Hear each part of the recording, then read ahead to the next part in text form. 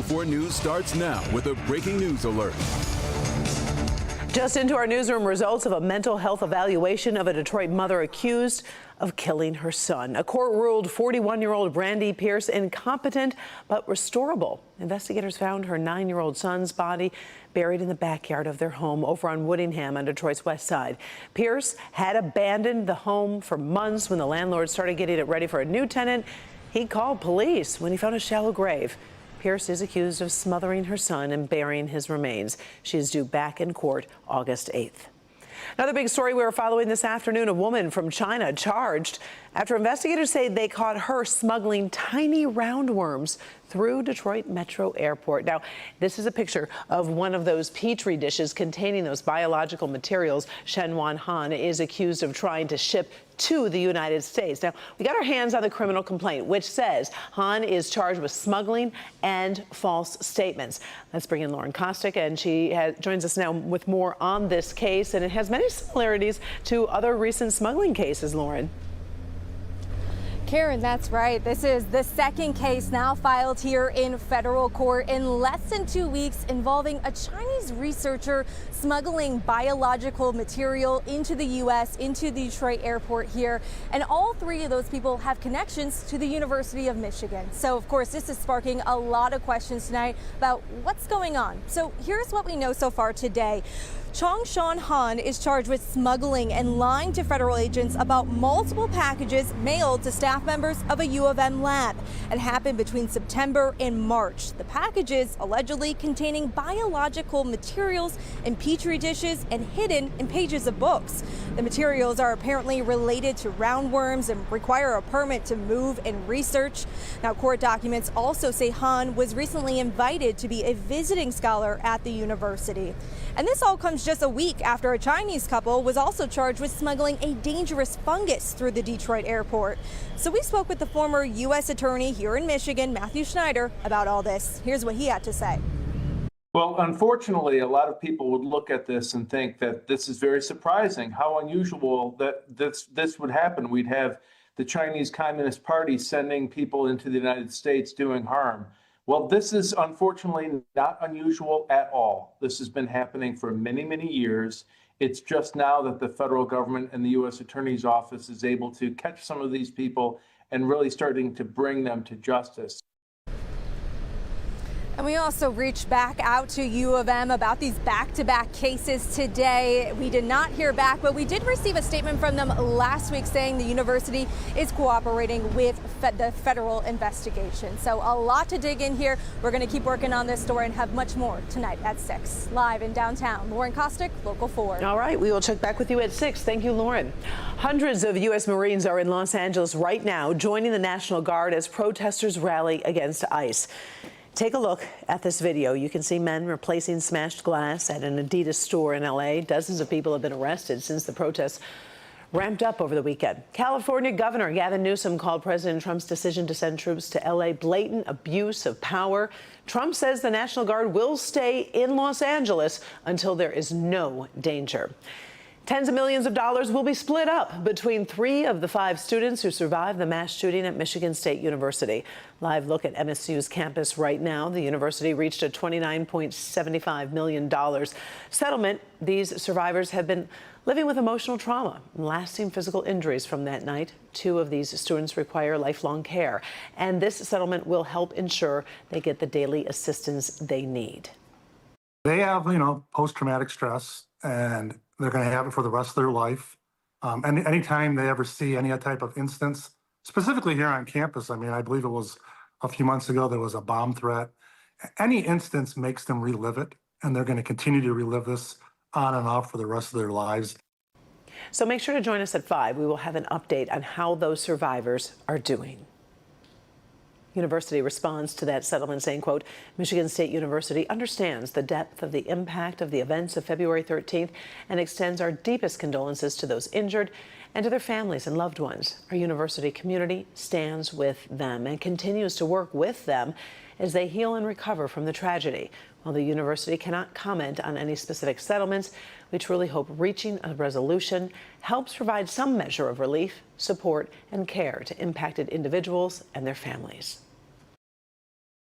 Buster Robbins back in court today. He is eyed in 2 separate murder cases. The Livingston County Sheriff's Office named him a person of interest in the murder of Paige Runkowski. But today, the focus is on Beverly Wivel. The 30-year-old mom was found dead on the side of the road back in 1989. She was just trying to rush before she had to go pick up my cousin from school, and what she had to go through, what did she go through before she was murdered. That day has been in my head since that day, as vivid as if it were yesterday. Investigators reopened the case 3 years ago. Robbins identified as a suspect, but a district court judge decided there wasn't enough evidence to go to trial. Then a turnaround. I am reversing the district court's finding of no probable cause. I'm remanding the case back to the district court with the instruction to bind the matter over for trial. What's next for Robbins, who insists he is innocent? Robbins is bound over to circuit court on the Beverly Wivel murder charge. Now, these are 3 key pieces of evidence prosecutors have shown so far. First, a rape kit taken back in 1989 after Wivel died with DNA matching Robbins. Also, information from his wife saying Robbins drove a car with the same make, model, and color that was spotted leaving the scene of the crime. Finally, investigators found a .45 caliber magazine with ammo at Robbins' home. I want you to take a listen to what happened in court today. Assume we both have seen the order from the circuit court. Judge Hammoud ordered for the reasons stated on the record. The matter was remanded back to district court, and for further order, the district court shall grant the plaintiff applicant's motion to bind over and order bind over the case to the circuit court. A circuit court judge said the district court judge may have been confused about the evidence and ruled that the district court must bind Robbins over. Robbins pleaded not guilty. He's due back in court July 31st. Taking a live look outside, we are in the mid-70s this afternoon. Forewarned meteorologist Brett Collar is tracking a warm-up on the way.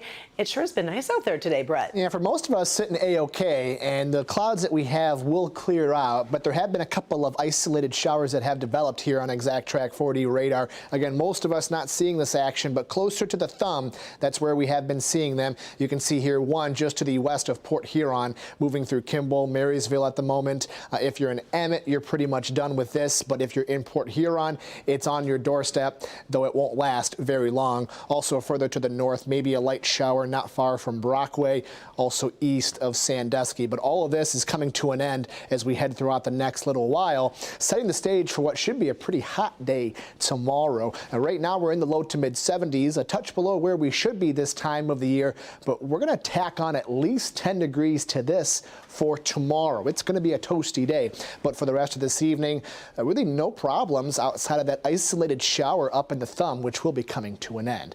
We've got more rain, though, set to return and some much cooler temperatures. We'll talk about when in just a bit. Thanks, Brett. Right now, our team is so busy today. We're over at Oakland Mall on 14 Mile Road in Troy.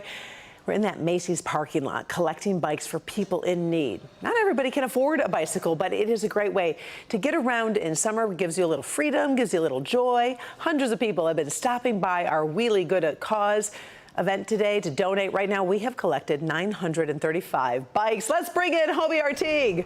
Hobie, you've been busy all day long and you've got the energy to be riding a bike. That is a smooth ride.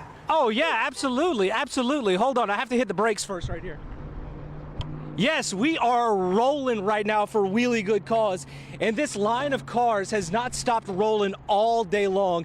So many of you have come out to help donate bikes. And Karen, that number you mentioned, 935, that is not counting all of the bikes that you see right here. These are being ready to be loaded onto trucks and taken to the 3 great organizations that we are working with so they can refurbish them, whether they're using the full bike here or using them for parts. They will put them to good use. And joining me now from Back Alley Bikes is Justin. You're one of the 3 great organizations we are working with. I mean, has this exceeded every expectation that you had for a Tuesday afternoon? For sure, yeah. Metro Detroit came out and, they cleaned out their garages and basements in the process. We appreciate all the support. And, yeah, we're going to do our best to find good homes for all these bikes. Tell us about Back Alley Bikes, because it's so important to get bikes in the hands of children, but also adults who need them too, especially in this day and age. For sure, yeah. There's no age limit on getting use out of a bicycle, and Detroit's a fabulous bike city. So we're very blessed to be able to support, everyone in Detroit and Metro Detroit as well. Anybody who wants to get on a bike, we want to make it as easy as possible for them too.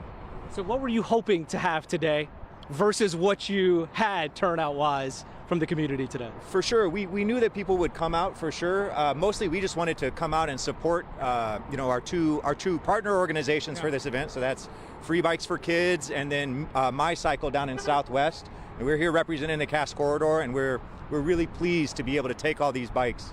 It's an incredibly impressive turnout, and we're going to do our best to make good use of everything that we received today. And it's only 4 o'clock right now. We will be going here at the Oakland Mall until 6 o'clock this evening. You can join us here. If you have a bike laying around, like Justin said, in your garage that could be put to good use, we'll be out here until then collecting those bikes and getting them to the people who need them the most. Karen, we're live at Oakland Mall tonight. Hobie Artigue, Local 4. Let's get back to you in studio. And I mean, you know from being out here, Karen, all the stories that people shared. It seems that every single bike has a story, whether it belonged to someone, and then now they're wanting to pass it along to someone else, so the story doesn't end. It's pretty special, what we've seen here today. I was going to say it really was. I was there this afternoon. I ran into a beautiful woman from Sterling Heights, and she pulled up and she had her husband's bike, who he had recently passed, and she was crying. And I gave her a hug, and I said, this is so great that you are sharing what was important to him, because it's going to bring more joy. And she's like, that's exactly why I'm doing it. So while we're also lifting up others, we're actually helping some of the people donating, because it makes them feel really good. I mean, I know you've been talking to a ton of people out there. Absolutely. Did you have like a moment with someone that really caught your eye or caught your attention? Two moments, a kid and a kid at heart. We had one little boy who was here with his dad, and he was donating his bike that he outgrew so another kid could use it, and he said he was happy to send it to a new home. And then there was a guy who showed up with an old Schwinn bike, a 1963, and he said that he had it since he was 10 years old, and he was wanting to donate it so it could be fixed up and given to someone else for them to enjoy. So it's just so many people with stories like that. It's really special to see so many people turn out for a great event like this one. It really is. The bikes are great. That Schwinn Traveler, I saw they've got some good classics out there. We'll check back with you a little later. I mean, look at this one. I never expected to see this one. This one's really cool. We've seen a unicycle. We've seen a tandem bike. We've seen three-wheelers. We've seen everything. So if you got it, we could use it. Come on out to Oakland Mall. Thank you, Hobie, so much. A very special day here in Metro Detroit. We appreciate it.